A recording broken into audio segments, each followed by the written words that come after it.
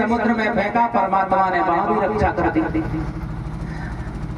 जल्लाद बाद में घर पे आ पाए, प्रहलाद पहले आ गए, बोले पिताजी राम राम। हिरण्यकश्यप बोला दुष्ट मरा नहीं, बोले नहीं मर सकता। फिर जल्लाद ले गए और गाय से पहाड़ों से फिरवा दो, फिरवाया गया, वहां भी भगवान ने बचा लिया।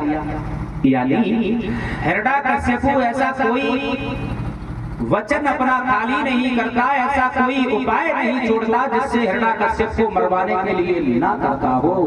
लेकिन परमात्मा रक्षक जिसका है उसका दुनिया में कौन बाल बाका कर सकता है। जब दया प्रभु की होती है, सूखी खेती हरियाती है। परमात्मा की कृपा जिसके ऊपर हो जाए उसके जीवन में तो जय जयकार हो जाती है।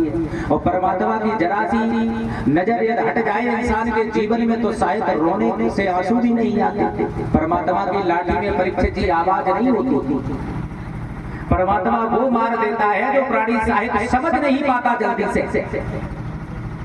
प्यारे श्रोताओं, एक विद्वान तो ये कहता है कि भगवान के भक्त हमेशा सताए ही गए परीक्षित जी।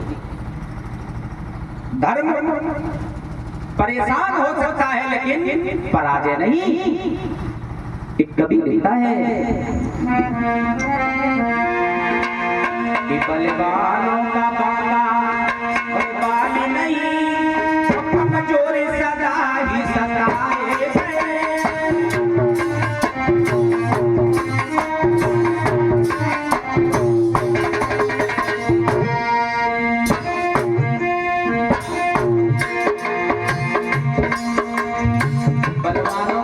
बाल बाका करने वाला कोई नहीं होता है, हमेशा ही कमजोर सताए जाते हैं। बलवान से अगर लड़ोगे तो फिर जीतोगे नहीं, तो लड़ने से फायदा ही क्या है। बलवानों का बाका बाल नहीं, कमजोर सताए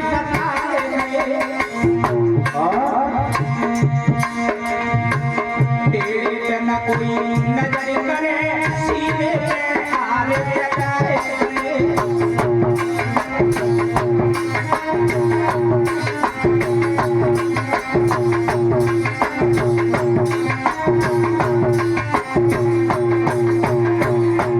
देखा होगा आपने, अगर किसी वृक्ष के नीचे लेटे और लेटने से नजर अगर ऊपर को गई है ना, अगर उसकी लकड़ी सीधी है तो मन में विचार आते हैं इसे कटवाओ, कटवाने के बाद चिरवाओ। जब जंगला चौखटे निकल गए हैं, सीधे ही वृक्ष कटवाए जाते हैं, पेड़े कभी नहीं कटवाए गए।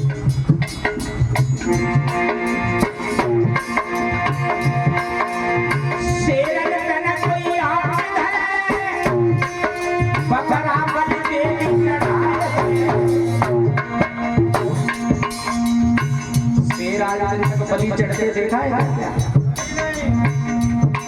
बकरा बेचारे को सुबह ही नवाओ, वैसे सुंदर मेवा में स्नान करवाए, बाकी बाद बल दे दिया गया। सेवक तन कोई नजर करे, बकरा बल दे और ये सरपन पे न कोई आंख करे,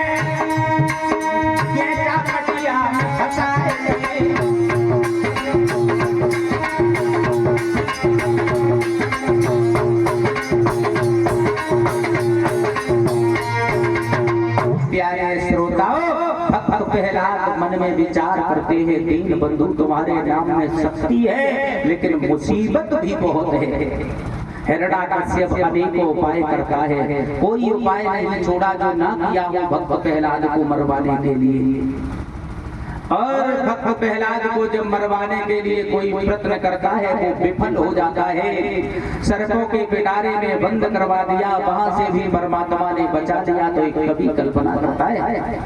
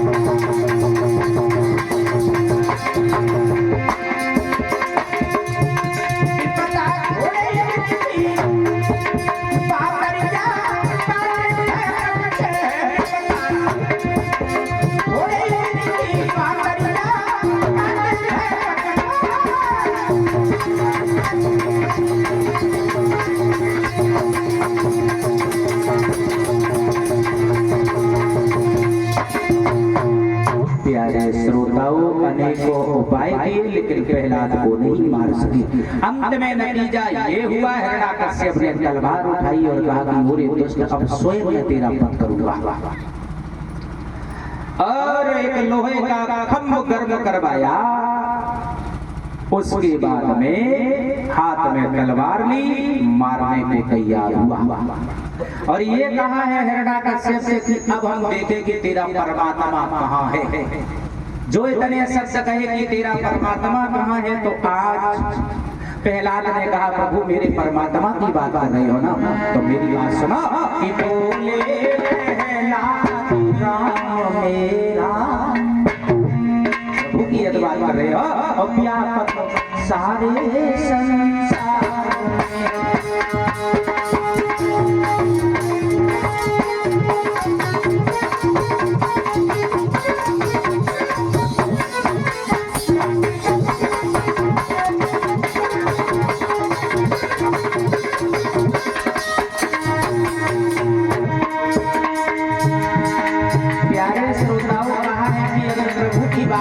तो मेरी बात सुनो।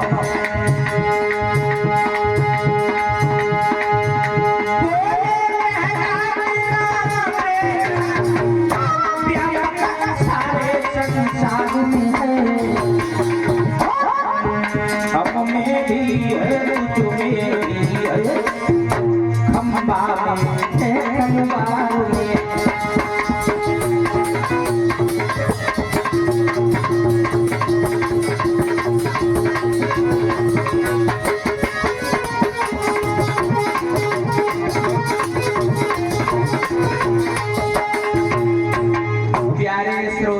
आज ये कहा कि हम में भी है, तुझ में भी है, इस खंबा में है, तलवार में है।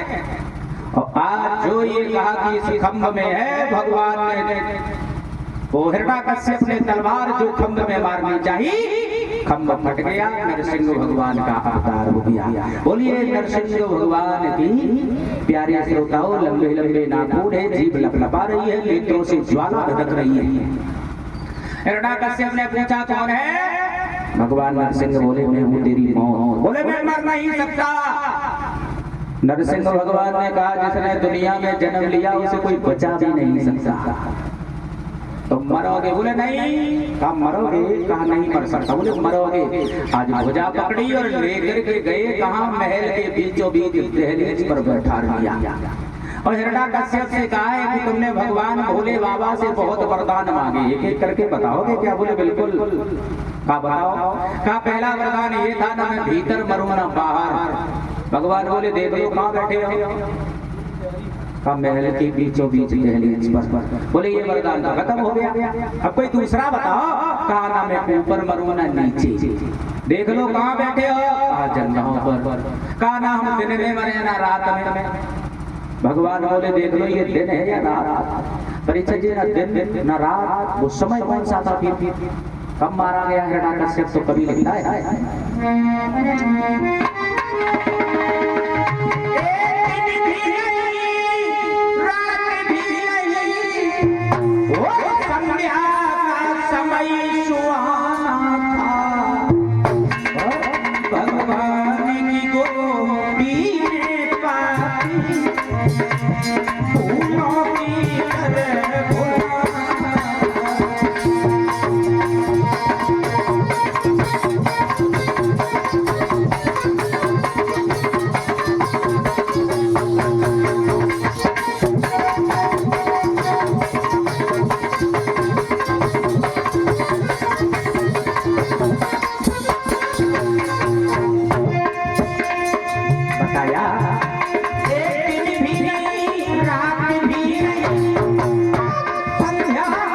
समय सुहाना था,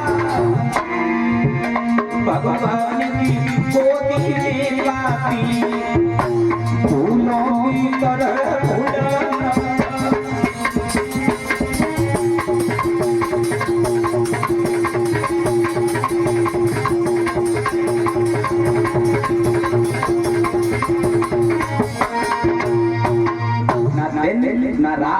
संध्या का समय है, वो भी वरदान खत्म हो गया।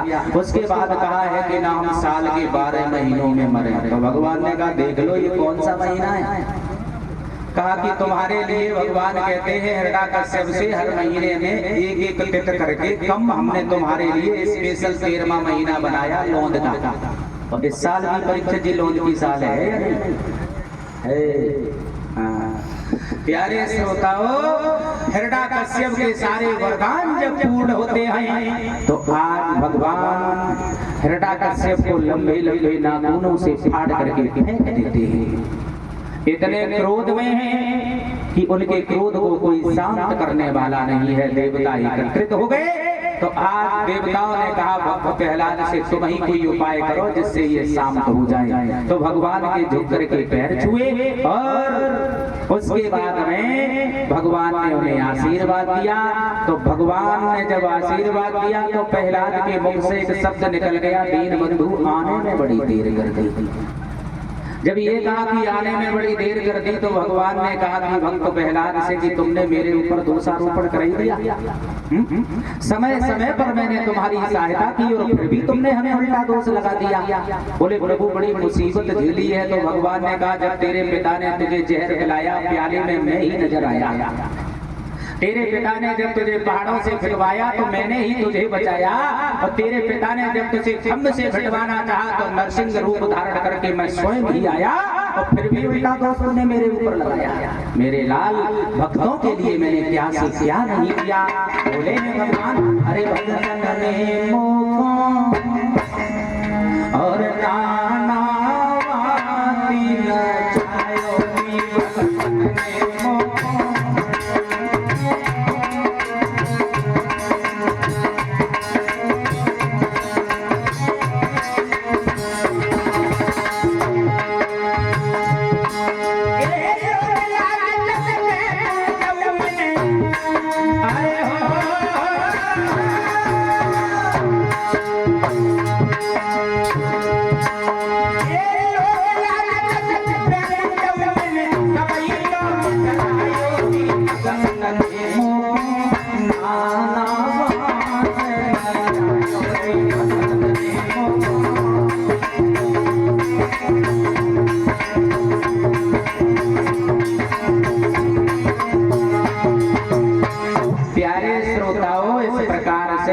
प्रहलाद को एरिच नगरी का राजा बनाया और कहा है परमात्मा ने कुछ हमसे मांग लो।